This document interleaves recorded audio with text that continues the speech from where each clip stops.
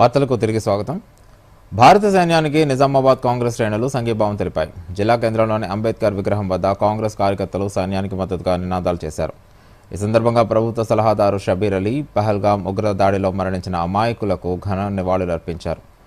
ఉగ్రవాదాన్ని నిర్మూలించడంతో పాటు దేశాన్ని రక్షించేందుకు భారత సైన్యం పాటుపడుతోందన్నారు. భారతీయులకు హాని పెట్టాలని ఎన్ని దుష్ట శక్తులను వదిలిపెట్టబోమని హెచ్చరించారు. ఈ కార్యక్రమంలో నిజామాబాద్ కాంగ్రెస్ పార్టీ జిల్లా నాయకులు, కార్యకర్తలు అధిక సంఖ్యలో పాల్గొన్నారు.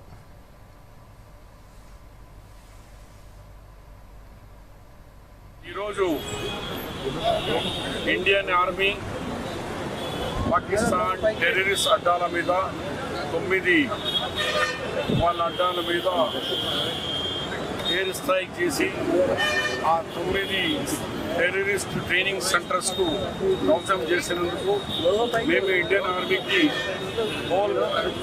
మన తెలంగాణ కాంగ్రెస్ రాష్ట్ర మన నిజామాబాద్ కాంగ్రెస్ పార్టీ తరఫు నుంచి మేము సల్యూట్ చేస్తున్నాము. బాబాసాహెబ్ అంబేద్కర్ దగ్గర నుంచి మన ఇండియన్ ఆర్మీకి सल्यूट చేసేందుకు ఇండియన్ ఆర్మీకి సంఘీభావంతో आप लोग आगे बढ़ो.